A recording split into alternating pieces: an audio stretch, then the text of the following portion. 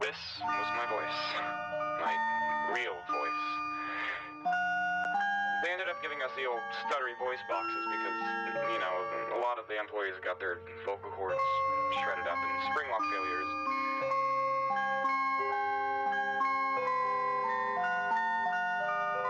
I'm glad Roger gets to meet you too, sir. Me, I mean. I wasn't an astro-scientist or anything all that interesting. Nobody working at Freddy's was, really.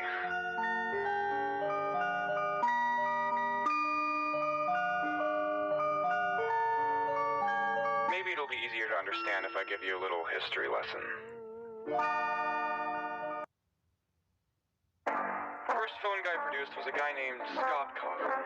As in, that was the name he was born with. The first and only true Scott Coffin. The founder of our little company. The company was heartbroken when he died on the job. An accident while performing in a Freddy suit is what got him. This was before spring-lock suits were adapted from our competitors over at Fredbear's.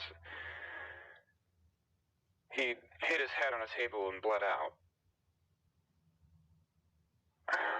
When he passed, it felt like a piece of Freddy's had died. The remaining 5 managers would have given anything to have him back. And they did. Some nutjob named Dr. Miller wrote a thesis on metal having a life force. The joy of creation.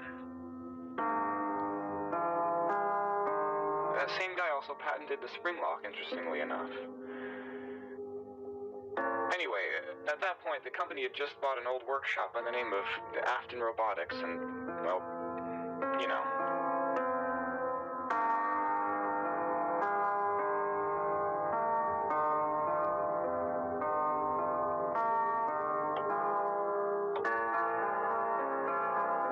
I guess they figured if the machine could stitch fabric together, it could do the same with flesh, right?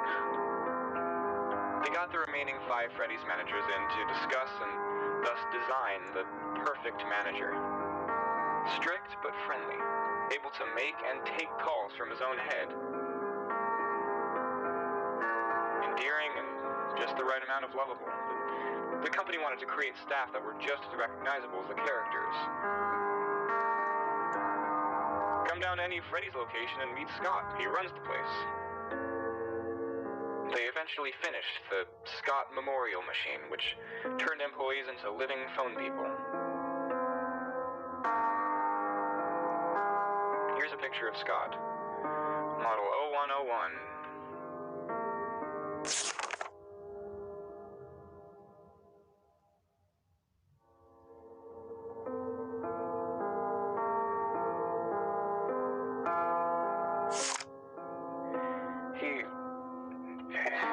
He didn't last long. Technology was crude, and customers could tell he was suffering. The company put him out of his misery. We couldn't bear to see the man who gave Freddy's life in such pain. Think of him as Generation Zero, the black sheep of phone guys.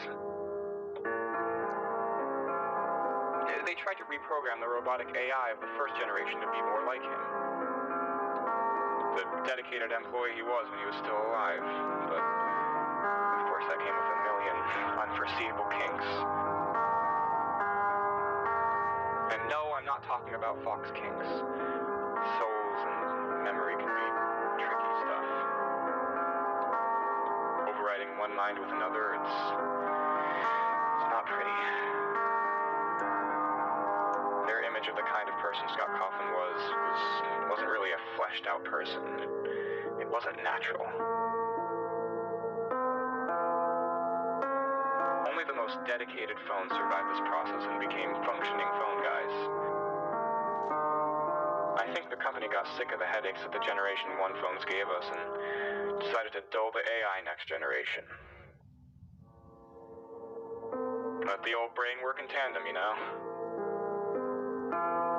That led to workers remembering a little bit too much, though. and trying to reconnect with their own lives. So, for Generation 3, they just didn't reprogram us at all. They told us who we were now, what would happen if we tried to run, trained us a little, and told us to get to work. So, that's how I remember everything. Sure, they may have put my skull and brain into a phone head, but, I mean, my mind's the same as it's ever been. You know, aside from a healthy helping of trauma.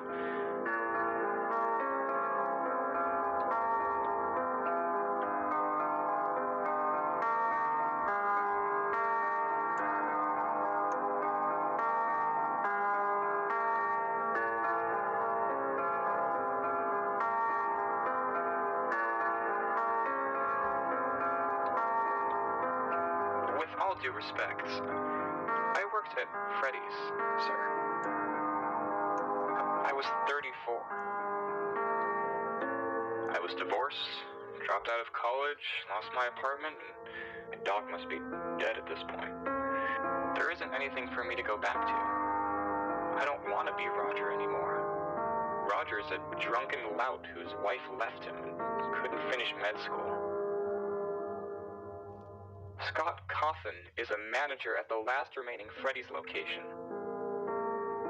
The founder of the company, the man who started it all. Scott Coffin is the very definition of what an ideal manager is. The definition of an ideal person.